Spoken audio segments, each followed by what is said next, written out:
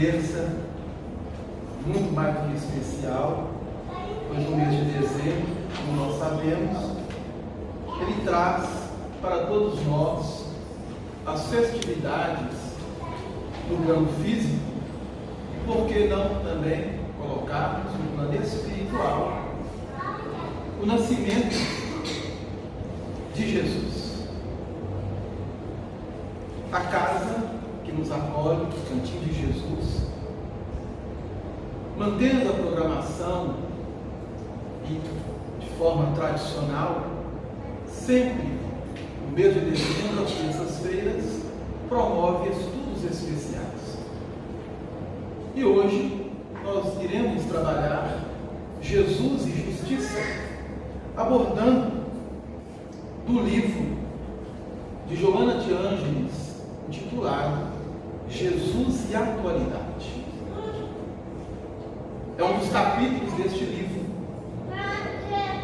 Durante todas essas terças, nós estamos debruçando sobre este livro. Este livro é o primeiro volume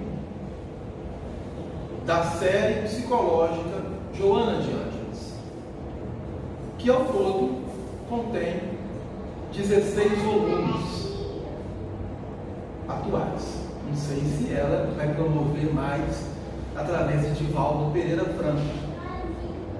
E este livro foi lançado no ano de 1989, quando iniciou-se essa série. Jesus e a Atualidade é a proposta dessa benfeitora, através do Divaldo, trazendo-nos variados temas, e hoje dialogaremos um pouco a respeito da justiça. Qual é a visão espírita e a visão que a benfeitora espiritual traz para nós, para compreendermos o significado de justiça? E é interessante porque este tema, justiça, ele vem sendo debatido entre nós, aqui na Casa Espírita, às terças-feiras, durante alguns meses, no estudo do Livro dos Espíritos, que agora já avançou um pouco, mas durante um bom tempo foi trabalhado, e creio eu, que não será novidade para aqueles que estiveram participando dos estudos referentes à justiça. Bom, eu gostaria de ler o texto. É um texto pequeno, para que nós possamos nos familiarizar com a proposta dessa benfeitora. Ela vai dizer assim: Jesus e Justiça, é o capítulo 7 do livro, colocando: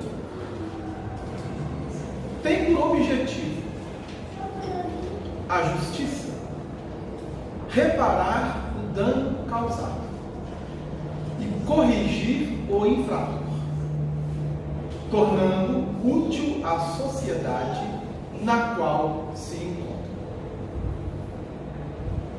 A justiça trabalha em favor da educação, utilizando-se de métodos disciplinares, inclusive limitando a liberdade do delinquente, a fim de poupá-lo, bem como a comunidade, de males mais graves. O delito resulta do desrespeito aos códigos estabelecidos de leis que regem os povos, propiciando direitos e deveres iguais aos indivíduos. Quando a justiça se corrompe, o homem tresvaria, e o abuso da autoridade conduz aos extremos da sandice. Em uma sociedade justa, todos desfrutam de oportunidades iguais de progresso, em face de uma idêntica distribuição de rendas. Nela, o forte ampara o fraco, o sadio socorre o enfermo, o jovem ajuda o idoso, comportamento natural, decorrente de uma consciência clara de dever, que estabelece a felicidade como consequência da solidariedade entre as diversas criaturas. À medida que o ser humano desenvolve os sentimentos e a inteligência se aprimora, as suas leis são mais brandas e a sua justiça mais equânime.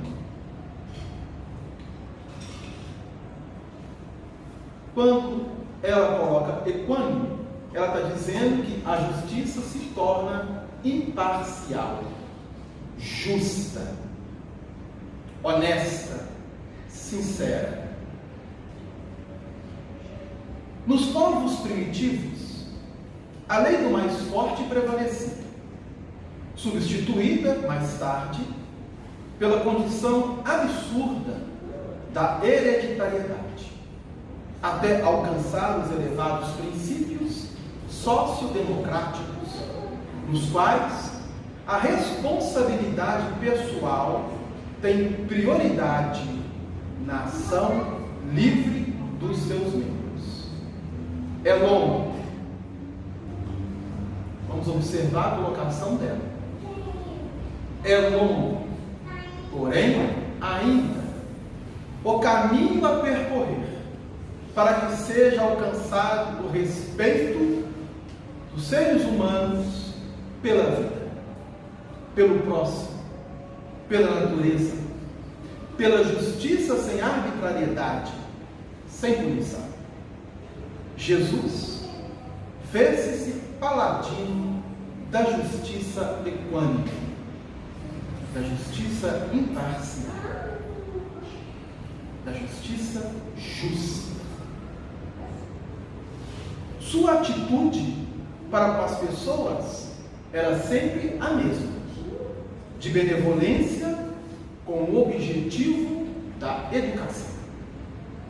A Nicodemos, que era doutor da alta câmara do Sinédrio, concedeu uma entrevista nada diferente daquela que facultou a Zaqueu, o cobrador de impostos, ou a convivência com Lázaro e suas irmãs em Betânia, ou ao ladrão na cruz que lhe buscara a cura. Reconhecendo que os homens se diferenciam pelas suas conquistas intelectuais e morais, e que a hierarquia na qual se encontram é de aquisição pessoal e sem jactância ou privilégios, a todos proporcionava as mesmas condições e oportunidades, jamais excedendo com qualquer um deles. A adúltera ou a vendedora de ilusões, ou aos sacerdotes que o interrogaram, ou aos saduceus ágeis, ou aos fariseus hipócritas, sempre concedeu o mesmo tratamento. Quando invectivou os que tentavam envolvê-lo em ciladas sofistas, comprometedoras, usou de energia sem esquecer da compaixão, por saber os enfermos da alma, da qual procedem todos os fenômenos do comportamento. Num período de arbitrariedades, foi magnânimo, de abuso do poder, falou sobre a renúncia à arrogância e fez-se humilde. De exploração, ensinou a generosidade e viveu-a. Propôs que a nossa não fosse, e ela, no caso a benfeitora, coloca entre aspas, propôs que a nossa não fosse a justiça dos fariseus,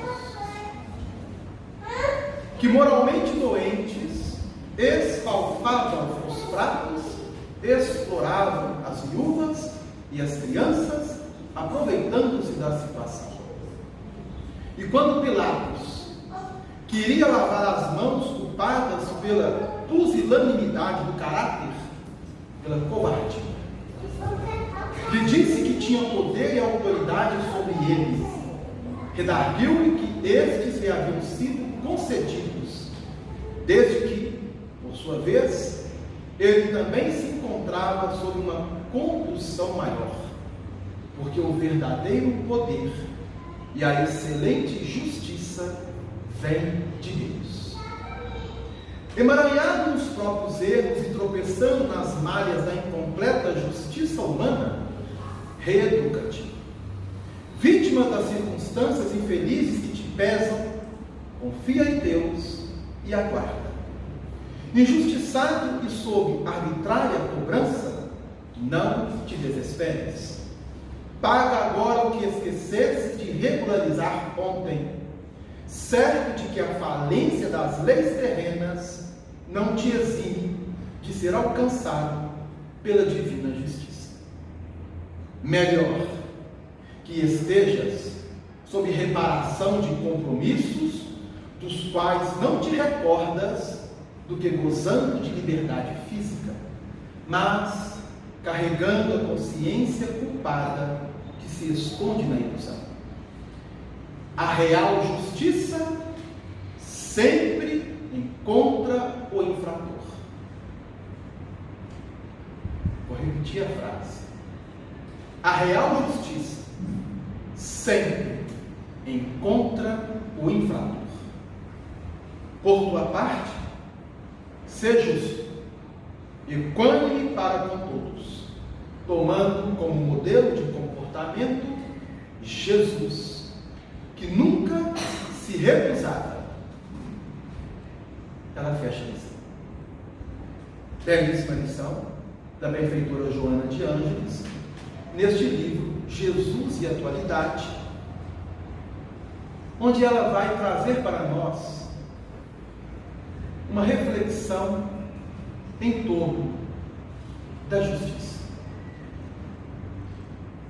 E todos nós que aqui nos encontramos temos já o conhecimento, o entendimento mínimo que seja do que seja justiça.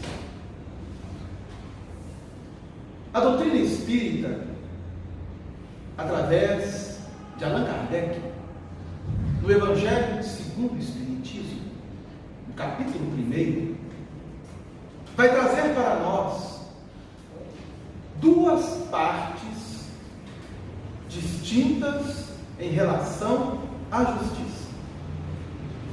Kardec, neste capítulo 1 do Evangelho segundo o Espiritismo, trabalha a justiça terrena.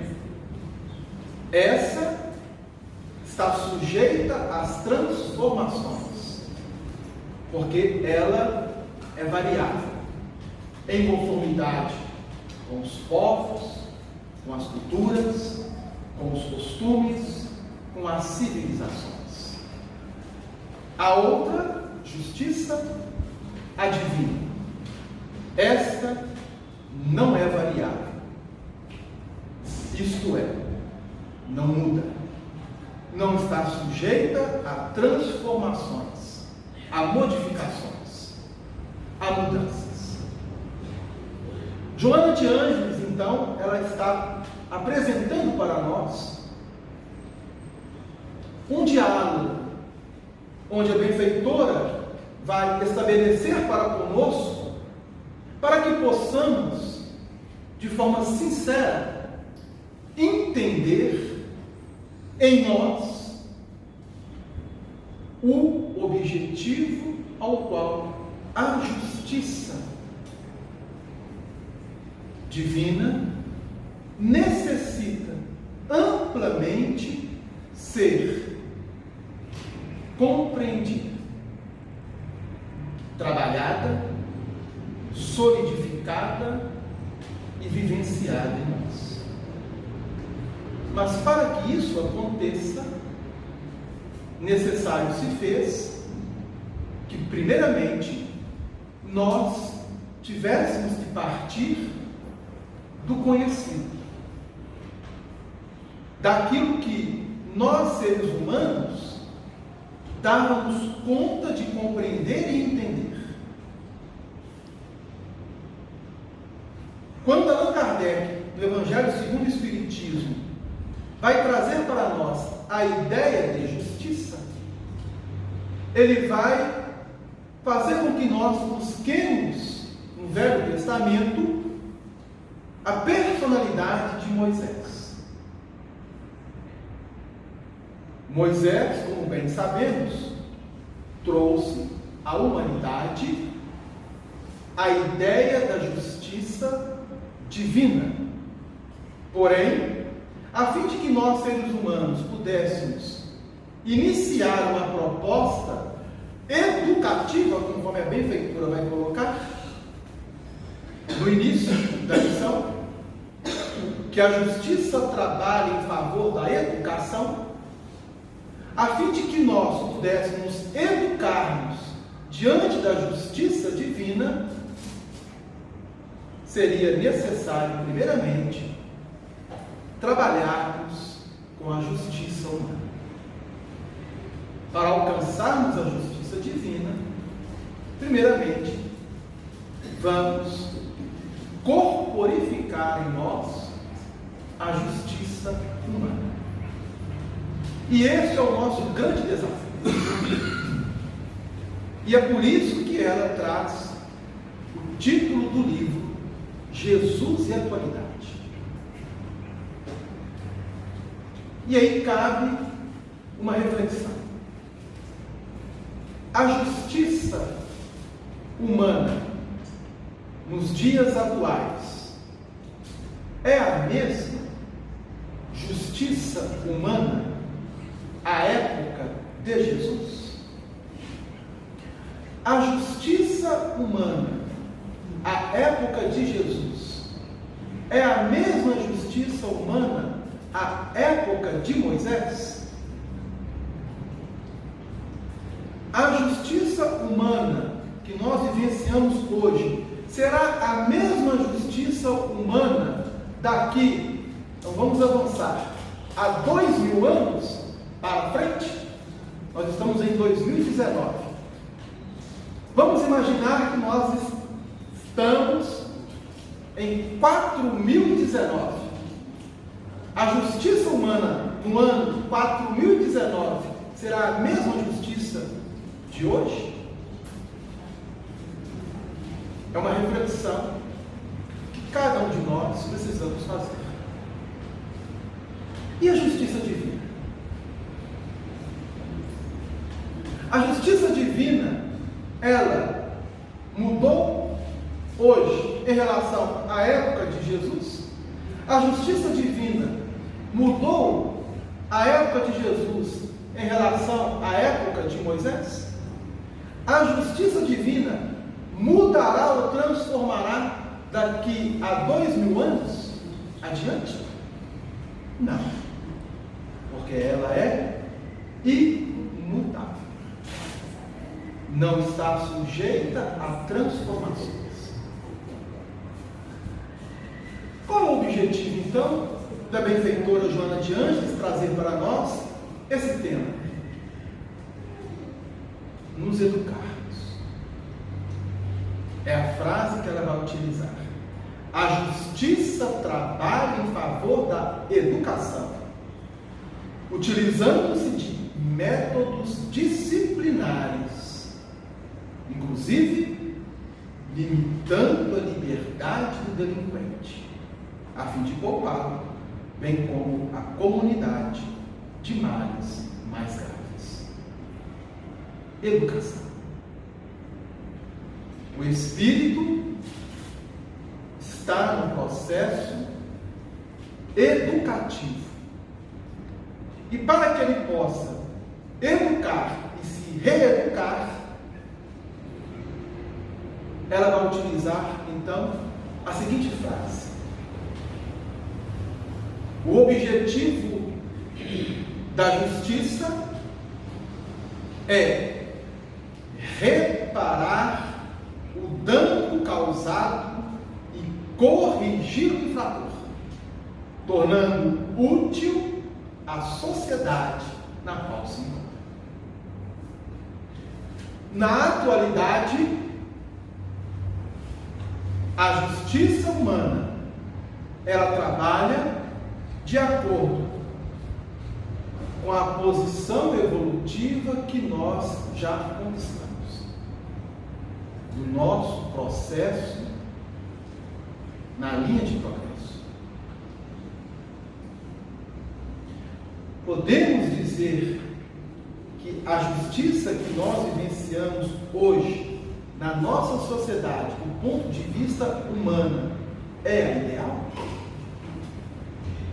Fica a reflexão. Cada um fará a sua reflexão. Mas ela vai trazer aqui uma lição interessante, onde nós vamos indo e voltando aqui no texto. Ok? Ela vai dizer assim: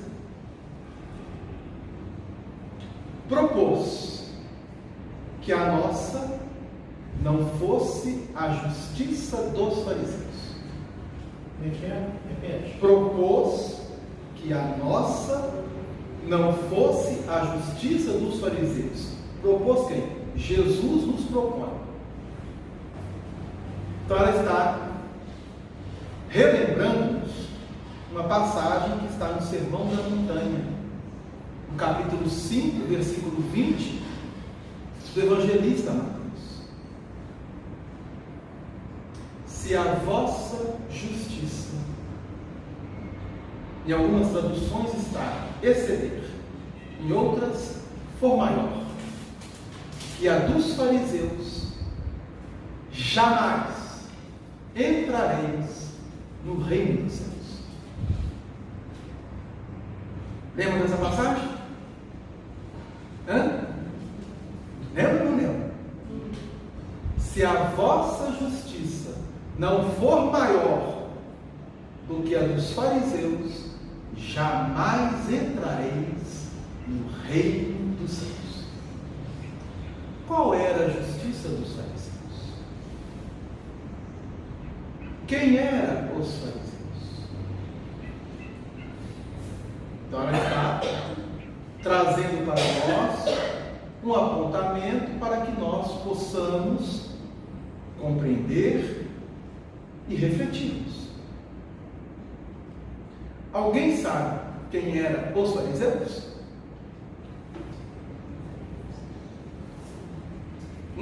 Renata não vai falar isso?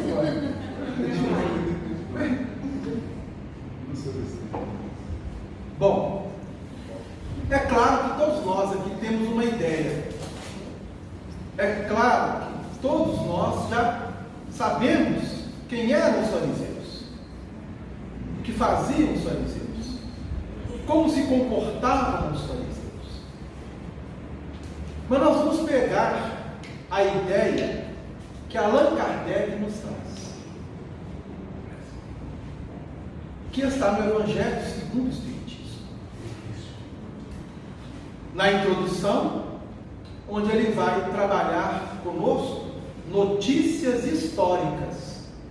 E lá ele traz os fariseus, mostrando para nós quem eram os fariseus. Então eu vou ler. Não sei se é o Evangelho do Espiritismo aqui, né? Não há problema. Quer está? Não, pode deixar. Allan Kardec vai dizer para nós que os fariseus eram uma seita judia, assim como muitas outras seitas judias, e essa seita, ela trazia a busca da interpretação da lei. À época do Cristo, haviam inúmeras seitas. As mais conhecidas eram os fariseus e os saduceus, porque eram os dois grupos que compunham o Sinédrio. Quem era o Sinédrio? A própria Joana de Ângeles, aqui na lição, vai nos falar sobre o Sinédrio, onde ela coloca: no período de arbitrariedades, foi magnânimo de abuso do poder, falou sobre a renúncia à arrogância e fez-se humilde, de exploração, e ensinou a generosidade e viveu-a.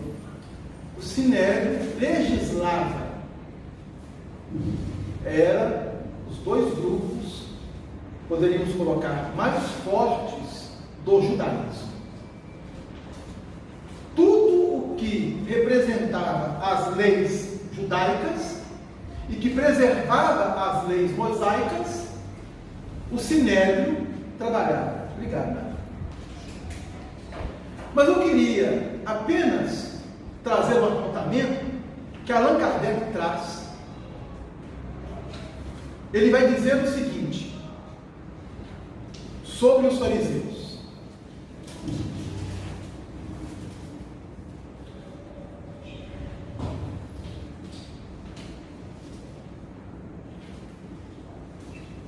do hebreu, parash, os fariseus significa, na etimologia da palavra, do hebreu parash, e o significado de parash no hebraico é divisão, separação.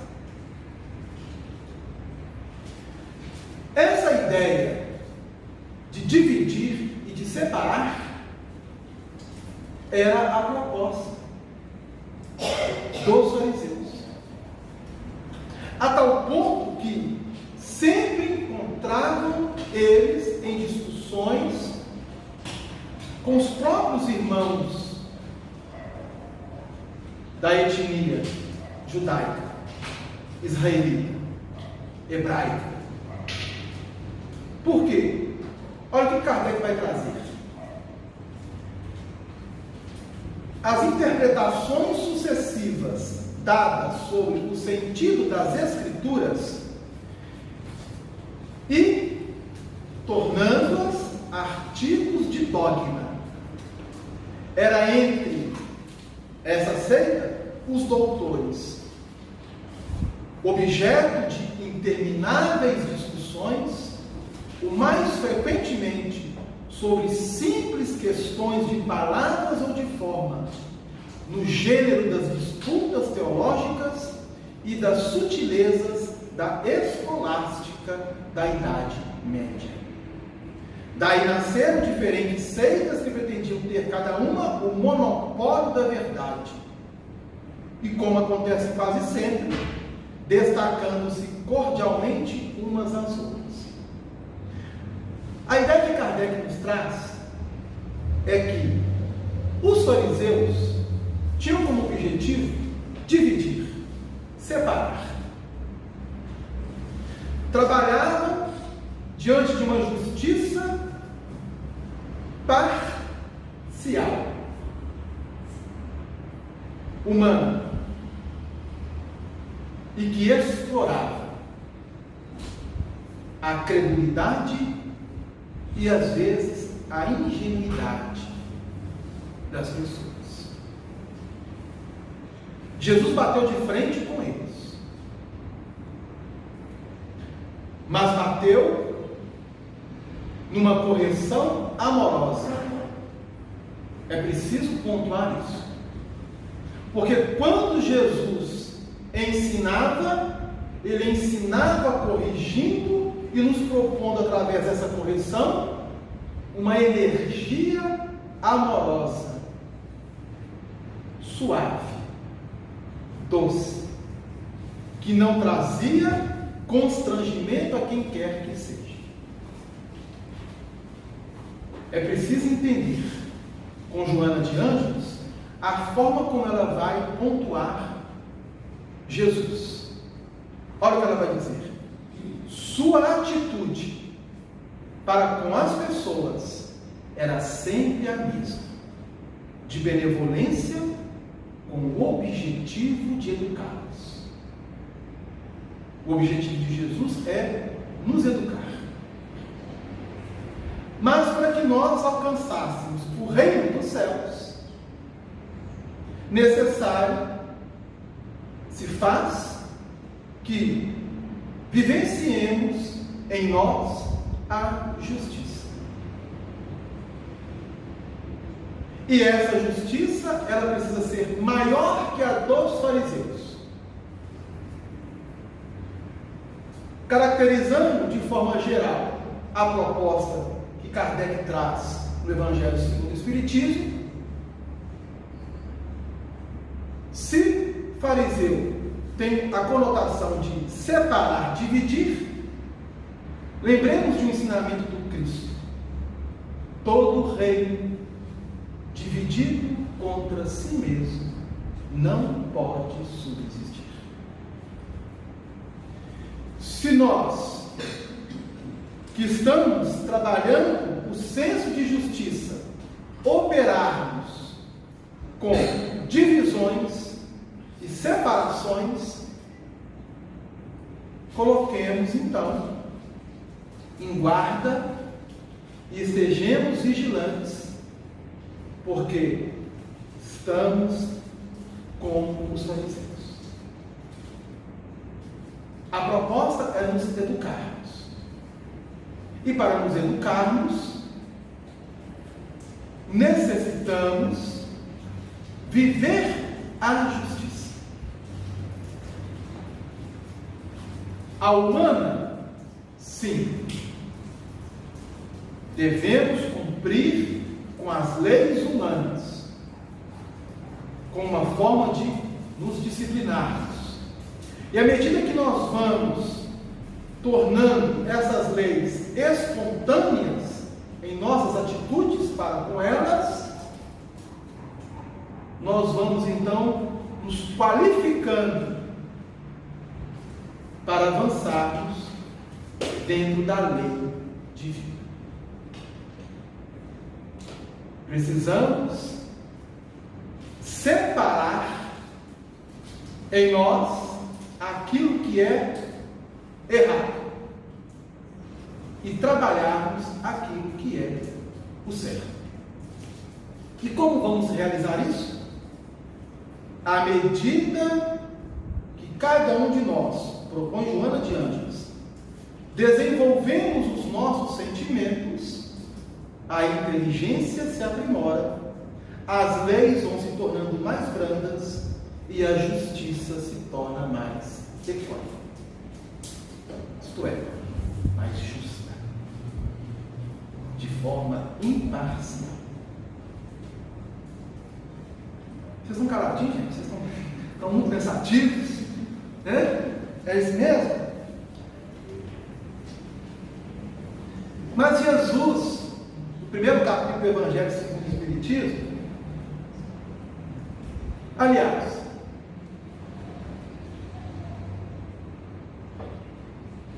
qual é o primeiro capítulo do Evangelho segundo o Espiritismo? Todos sabem.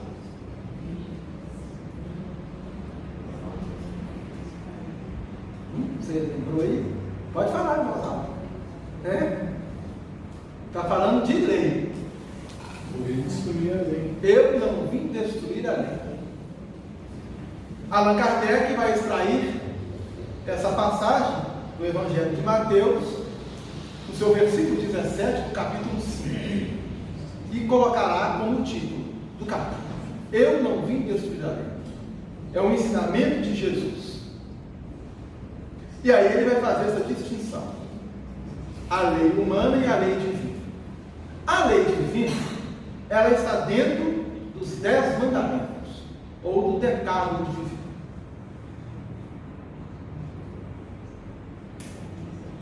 Para que nós avancemos na nossa linha evolutiva e ascendamos patamares melhores na hierarquia espírita ou espiritual, precisamos aplicar a lei divina em nossos pensamentos, em nossas falas, em nossas atitudes. Tranquilo? Mas quais são as 10 leis divinas? Quais são?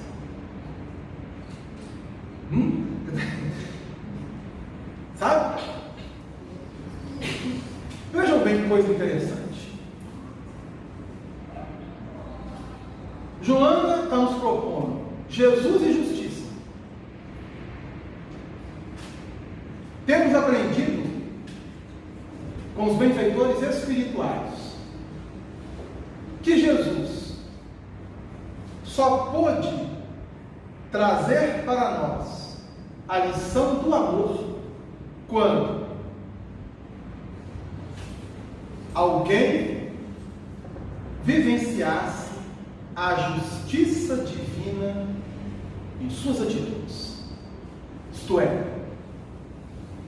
corporificando os 10 mandamentos no encaminhamento da sua existência no plano físico da terra. Caso isso não acontecesse, Jesus não poderia trazer o progresso que, após a justiça, nós temos qual lei? Qual lei que Jesus trouxe à humanidade? Lei do amor. Isso. Lei do amor. Olha o que Joana de Anjos coloca. À medida que o homem desenvolve os sentimentos e a inteligência se aprimora, as suas leis vão se tornando mais grandes. À época de Jesus, a justiça humana era ainda arbitrária, onde prevalecia a lei do mais forte, do poder. Hoje, será que mudou muita coisa? 2000 anos passados, do ponto de vista humano. Vamos refletir. Será que hoje os fariseus da época de Jesus não estão revestidos dos fariseus modernos? Em todas as áreas onde somos chamados a viver? Estejamos atentos. Jesus em nenhum momento propôs divisão, separação. Todo aquele que propõe separar do ponto de vista moral, do ponto de vista espiritual, propondo desunião, estejamos atentos. Muito atentos. Porque a proposta divina é unir. Quem comigo não ajunta, espalha, ensinou Jesus. E qual é o objetivo da justiça? Trabalhar em favor da educação, utilizando métodos disciplinares e, se possível, e ela vai colocar, inclusive, limitando a liberdade do delinquente, para poupá-lo, bem como a comunidade, de males mais graves. Jesus sabia as nossas deficiências, da mesma forma que ainda o sabe. Nós sabemos das nossas deficiências, estamos começando a descobrir. Sabe como que nós descobrimos as nossas deficiências?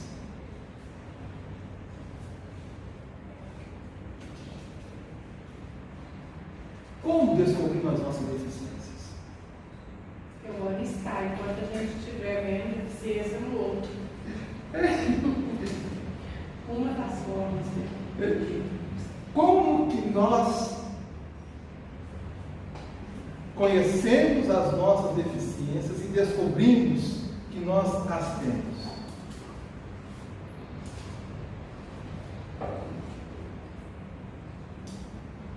Posso apagar aqui?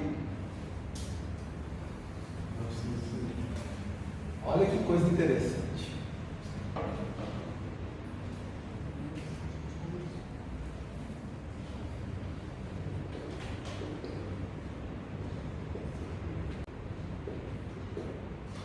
nós vamos descobrir as nossas deficiências através das reencarnações. Olha a frase que ela vai utilizar: a real justiça sempre encontra o infrator. Adianta fugir da justiça divina?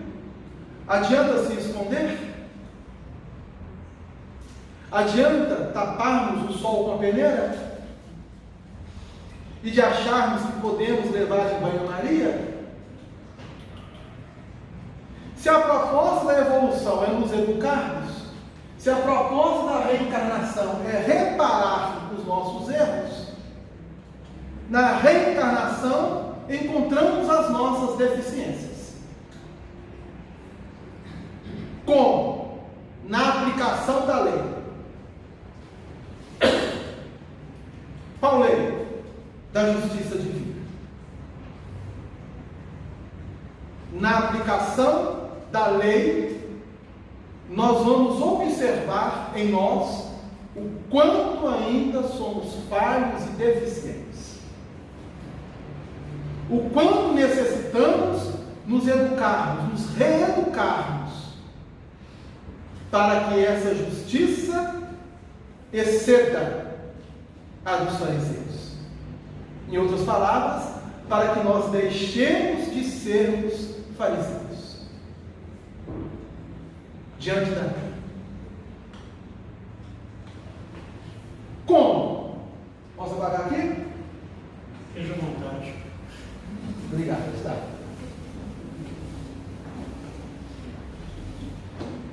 Vamos relembrar aqui os 10 mandamentos. Ao todo, dos 10 mandamentos,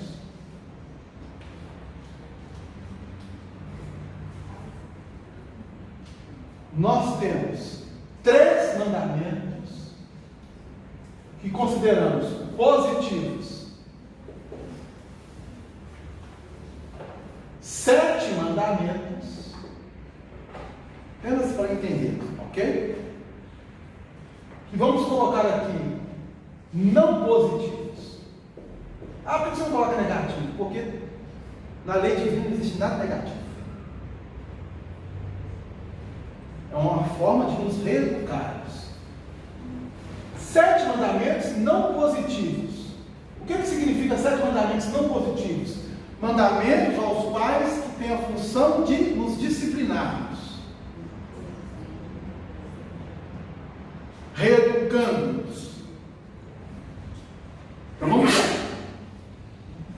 Quais são os 3 positivos? Falar alto, pode falar, tem medo de errar. Amar a Deus sobre todas as coisas, amar o próximo como a ti mesmo.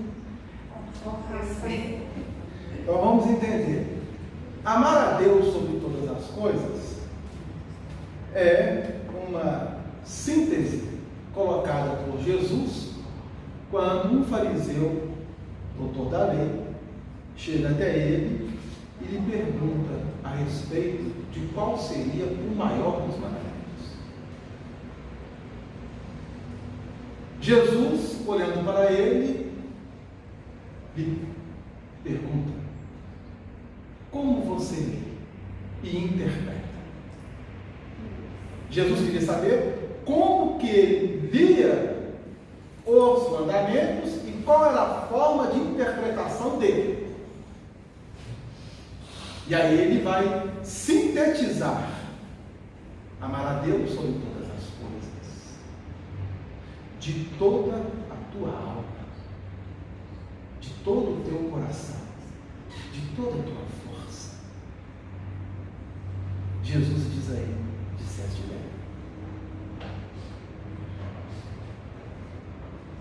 E ao próximo também como a ti. Então nós vamos ter entre os evangelistas essa passagem, Mateus, trabalhada de uma forma, e no Evangelho de Lucas, ele vai nos brindar com a famosa parábola do bom samaritano, na continuidade da lição. Mas a ideia de separar e dividir era tão arraigada no fariseu. Nós não vamos aqui interpretar a lição, apenas pegando uma vertente. Quando Jesus propôs a parábola, e no final ele questiona qual era o próximo,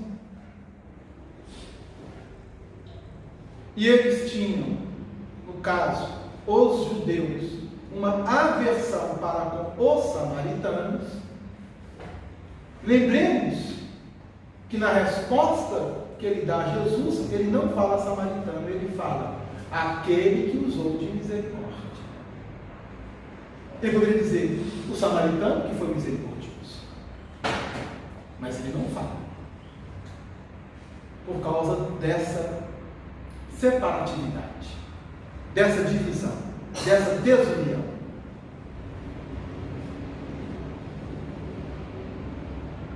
Primeiro mandamento positivo é o primeiro da lista.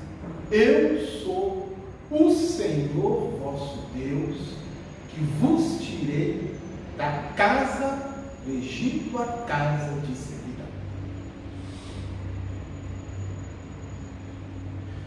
Segundo mandamento positivo: lembrai-vos de santificar o dia de sábado. Terceiro mandamento positivo: honrai a teu pai e a tua mãe. Esses são os três positivos.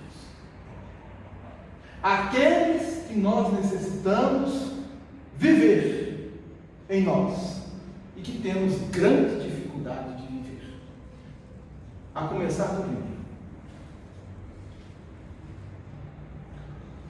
Os outros 7, então, ficam fáceis de nós agora trabalhar, não ficam? Porque descreve: não. Fala alto. Não matarás.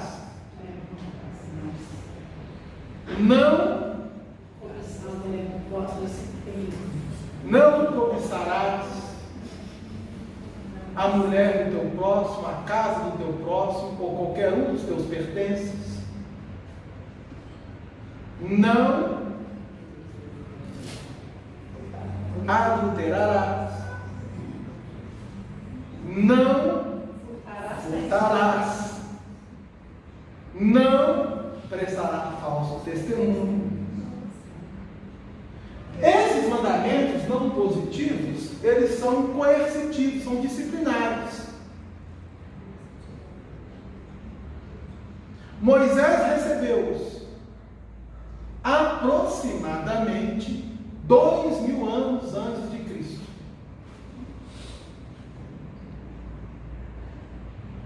Quando Jesus chega, como que a sociedade atual, a época de Jesus, vivenciava esses mandamentos? Os 3 positivos e os 7 não positivos. Percebe? Como? E aí tinham as 2 maiores seitas judaicas, que eram os saduceus de um lado e os fariseus do outro. Os fariseus propondo a divisão, a separação, a desunião. Até mesmo para com o primeiro mandamento. E os saduceus? Amplamente materialistas. Apesar de serem religiosos, eram materialistas. Por quê? Não aceitavam, não criam na imortalidade da alma. Acreditavam que Deus oferecia na vida terrena todos os bens que poderiam dispor. Era a fortuna lançada pelas leis dos renascimentos diante da vontade de Deus. Aí depois que a pessoa deixasse o corpo físico, acabou. religiosos, materialistas. Pois bem, Joana de Ângeles está nos propondo o quê? Que nós façamos uma revisão em nós de como que nós nos encontramos diante dos 10 mandamentos. Se nós estamos realmente sabendo viver a justiça hoje, na atualidade, a justiça divina, tendo em vista que ela é imutável, não está sujeita a transformações, mas que nós, através das reencarnações, nós mudamos ou não mudamos?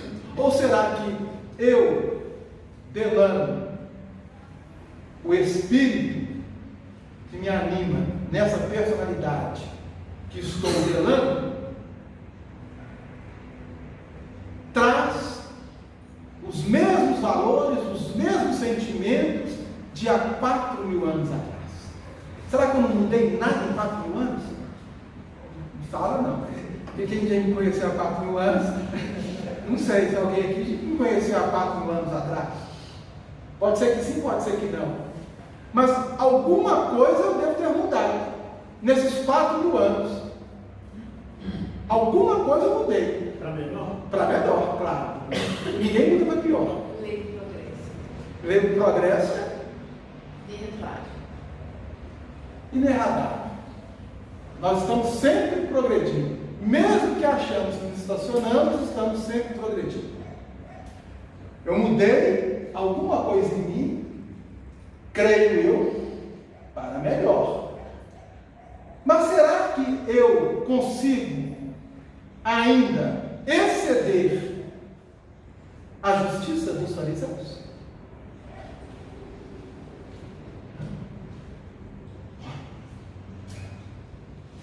Ah, mas por que, Jesus, meu amigo, meu irmão?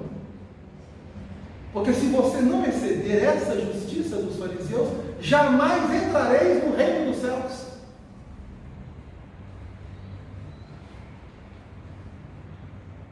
E onde está o reino dos céus?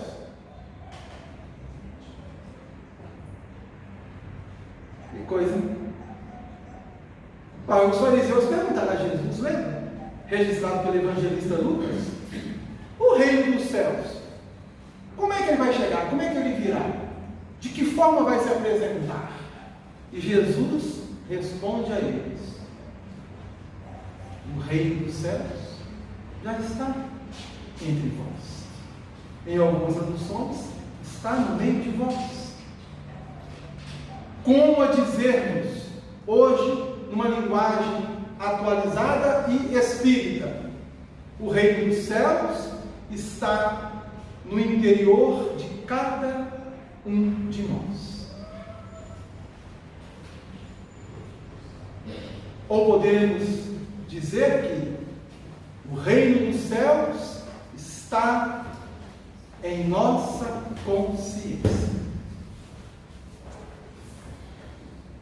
A consciência representa o reino dos céus. E o Kardec não era bobo nada.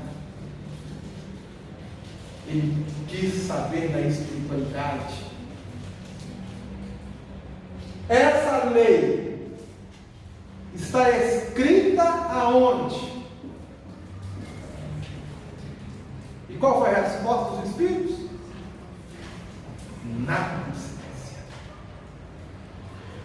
Então, a proposta de Joana de Ângeles é fazer com que nós, no emaranhado, nos próprios erros e tropeçando nas malhas da incompleta justiça humana, reeduca-te. Vítima das circunstâncias infelizes que te pesam, confia em Deus e aguarda. Injustiçado e sob arbitrária cobrança, não te desesperes. Paga agora o que esqueceste de regularizar ontem, certo de que a falência das leis terrenas não te exime de ser alcançado pela divina justiça. Melhor que esteja sob reparação de compromissos, dos quais não te recordas, do que gozando de liberdade física, mas carregando a consciência culpada que se esconde nelas.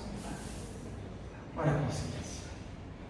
A real justiça sempre encontra o infrator. Então a lei de justiça opera na consciência. Nós estamos a cada oportunidade no plano físico, tanto quanto saímos do plano físico e entramos no plano espiritual, trabalhar com proposta educativa em nosso ser espiritual a aplicabilidade desses mandamentos.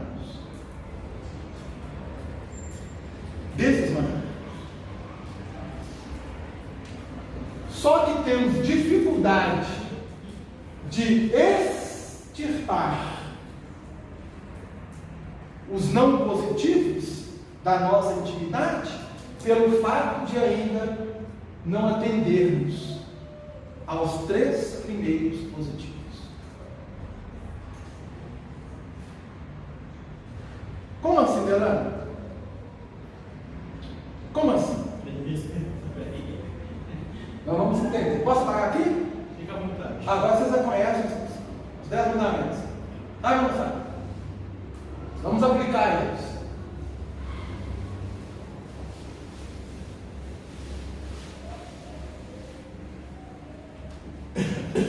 Joana de Ângeles,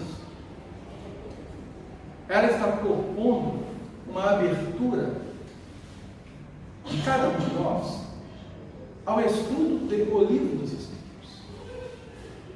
Nós vamos observar neste livro que as lições que ela traz são todas elas trabalhadas na terceira parte do livro dos Espíritos, tanto quanto no Evangelho segundo o Espiritismo. A primeira lei moral do livro dos Espíritos, que vai nos apresentar 10 leis, e que são a complementaridade dos 10 mandamentos, o desenvolvimento dos 10 mandamentos, conforme a espiritualidade vai dizer a Kardec. Qual é a primeira lei moral em o livro dos Espíritos?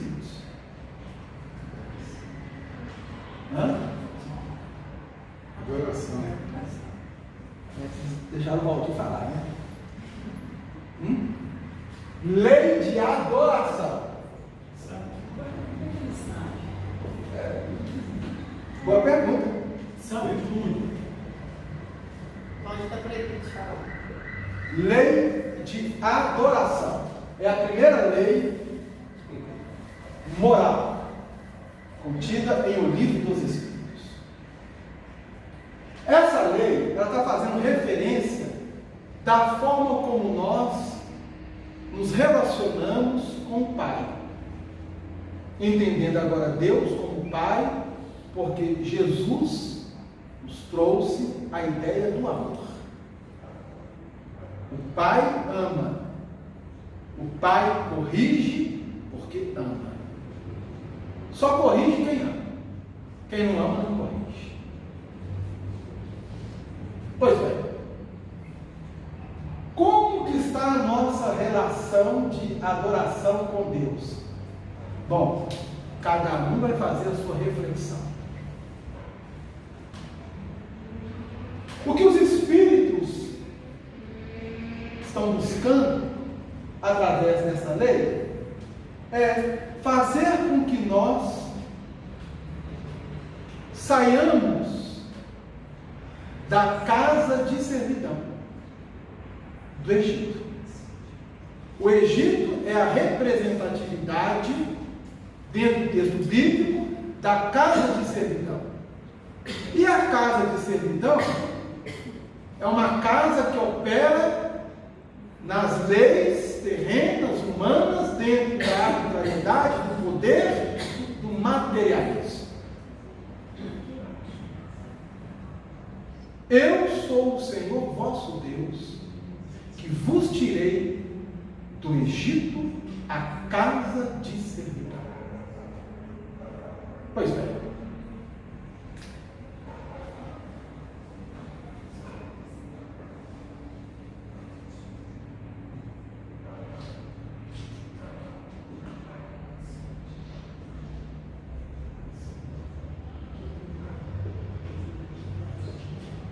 Aqui nós temos, para que possamos entender, uma pirâmide que pode representar a nossa casa mental.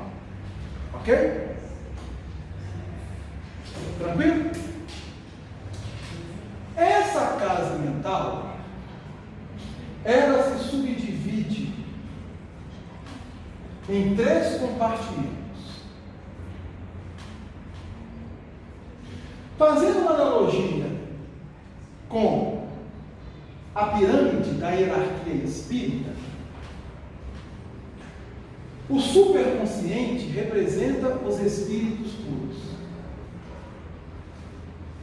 O consciente representa os bons espíritos. E o inconsciente, os espíritos imperfeitos. Não é isso? Pois bem. O inconsciente é o passado.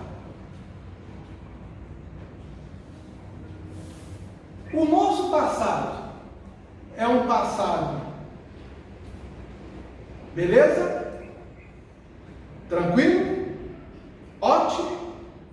Excelente? Bom? Ou foi um passado não tão bom assim que nós necessitamos, na atualidade, nos reeducarmos? Precisamos nos reeducar. Então nós precisamos nos tornar bons para almejarmos nos tornarmos puros. Então nós estamos numa área de conflito. Essa área de conflito. O passado cobrando-nos. E como que nós vamos nos reajustar mediante este passado que está nos cobrando? Precisamos nos tornarmos bons, a fim de sabermos aplicar, através daquilo que nos chega, a lei de justiça. E qual é a lei de justiça? O primeiro mandamento. Qual é a nossa relação com Deus? Se nós ainda somos escravos no Egito, a situação complica. Mas se nós já conseguimos sair do Egito e avançarmos, precisamos mais do que nunca fortalecer em nós a aplicação de, através dos bons sentimentos, não revivermos aquelas 7 leis não positivas. Para que você vai matar? Para que você vai adulterar? Para que você vai furtar? Para que você vai cobiçar? Para que você vai ser hipócrita a ponto de realizar um falso testemunho? Perceberam? Precisamos avançar. A reencarnação não nos propõe isso. Precisamos sair do Egito. Deixarmos de ser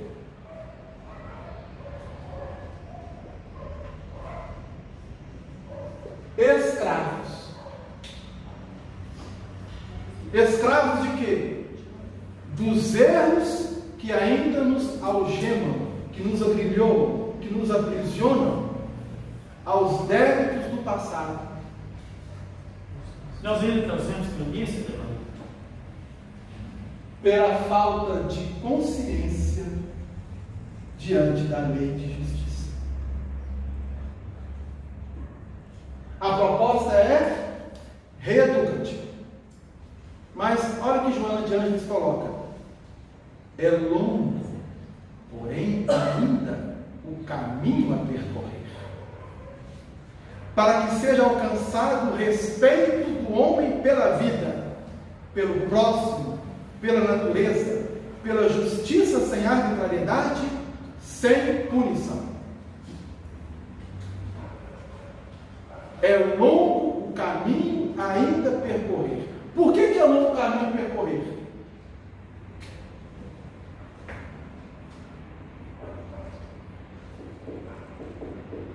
Questão 875 do Livro dos Espíritos, amplamente trabalhado aqui, nas terças-feiras. Pergunta Allan Kardec à espiritualidade: como podemos definir a justiça?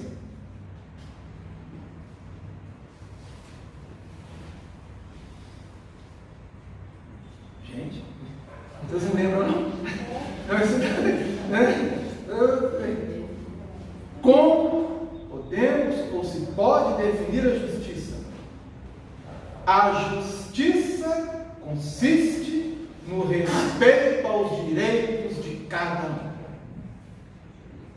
A justiça consiste no respeito aos direitos de cada um.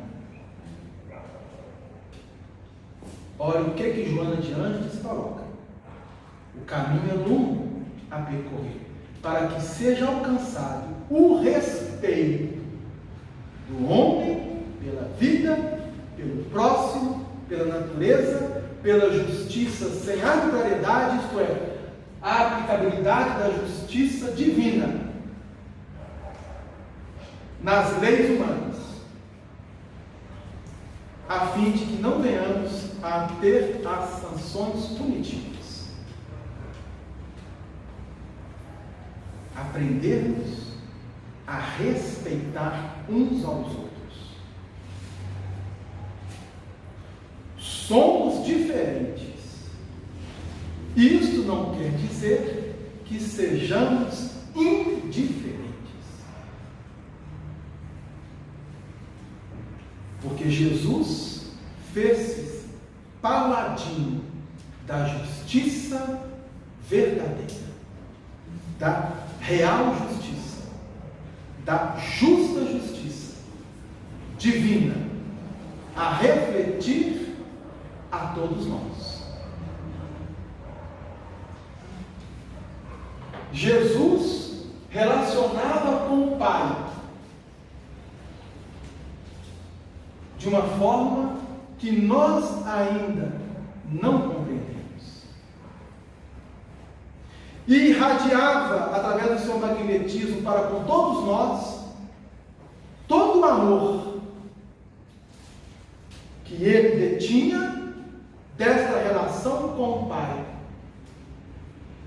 a tal ponto que a humanidade, antes dele, era uma coisa, depois dele, se transformou em uma humanidade diferente. Ah, Delano, eu não estou vendo diferença nenhuma. Então precisamos, a partir de agora, não olhar para fora e passarmos a olhar dentro, em nós. Porque a proposta aqui é avançarmos até atingirmos a consciência. Quando atingirmos a consciência, a espontaneidade da lei será vivenciada por nós, porque não há separatividade, não há divisão.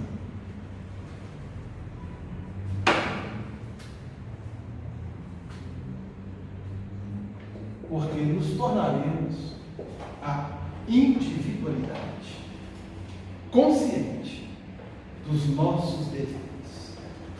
Porque só pode exigir direitos aquele que cumpre com seus deveres. Então vamos ver como que está a nossa lei de adoração. Vamos ver se ainda nos tornamos escravos ou se ainda mantemos algemados ao Egito. Simbolicamente, tá, gente? Ao Egito.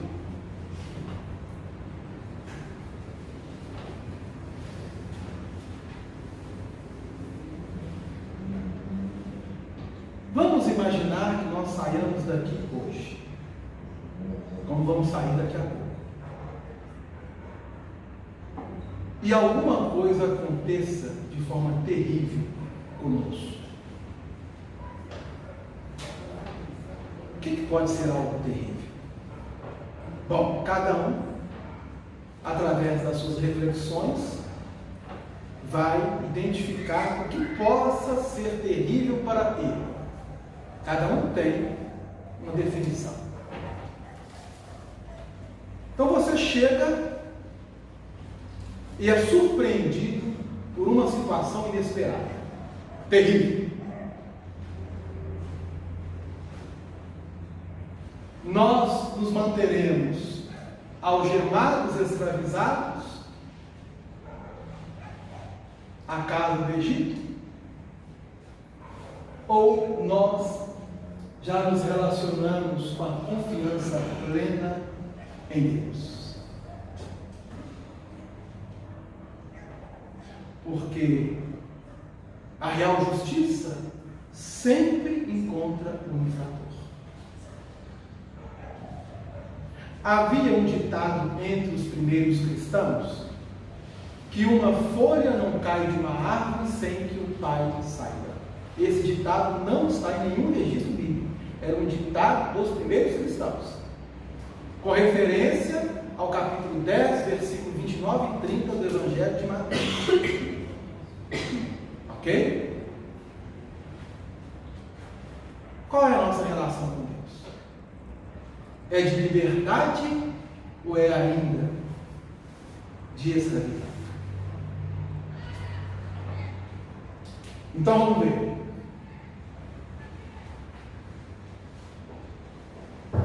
Jesus, João Batista,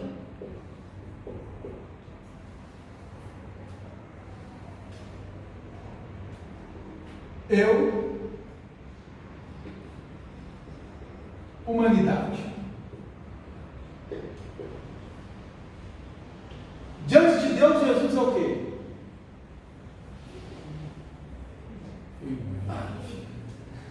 Filho. João Batista. Do ponto de vista evolutivo, todos somos filhos. Do ponto de vista moral, espiritual, da evolução proposta pela espiritualidade que nos aprendido com a doutrina espírita, nós vamos aqui fazer uma colocação. João Batista é amigo. Eu, cada um de nós. Interrogação, não sei. Vai depender da nossa forma de adorar a Deus. Humanidade. Escravo. Escravo.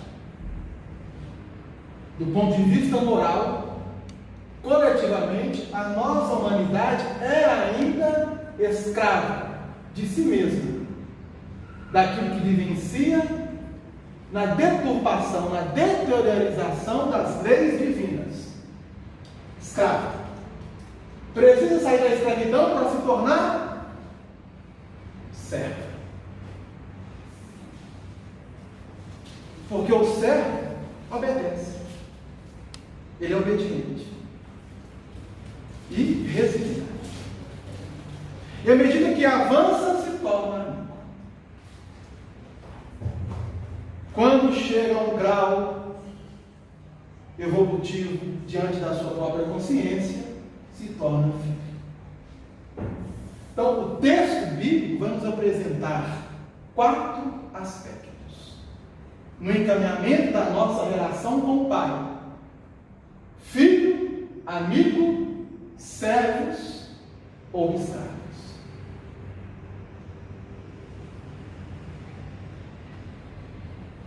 Nos povos primitivos, a lei do mais forte prevalecia, substituída mais tarde pela condição absurda da hereditariedade, até alcançar os elevados princípios sociodemocráticos nos quais a responsabilidade pessoal tem prioridade na ação livre dos seus membros.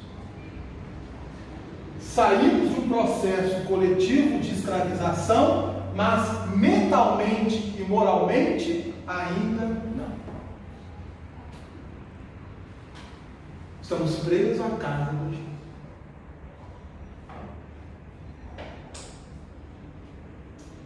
Mas o tempo acabou. Vocês viram que o tempo acabou, né? Pois bem. A justiça consiste em aprendermos a sermos conscientes dos nossos deveres para com o Pai, a fim de exercer para com o outro aquilo que nós não gostaríamos que o outro fizesse a nós. Capítulo 7, versículo 12 do Evangelho segundo São Mateus. Não façais ao outro aquilo que vós não gostaria que se fizesse a você mesmo. Estamos tendo a oportunidade de sairmos da escravidão e nos tornarmos servos. Para tornarmos servos, necessitamos sermos obedientes. A quê? Às leis, que vão nos autodisciplinar. Para que um dia cheguemos à condição de amigo,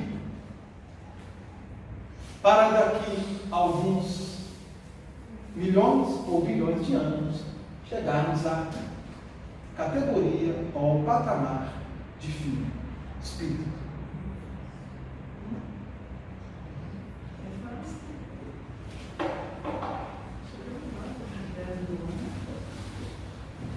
Que Jesus nos abençoe. Fica para nós essas reflexões e que a justiça em nós, conforme Jesus nos ensinou, possa exceder a dos fariseus. Que assim seja.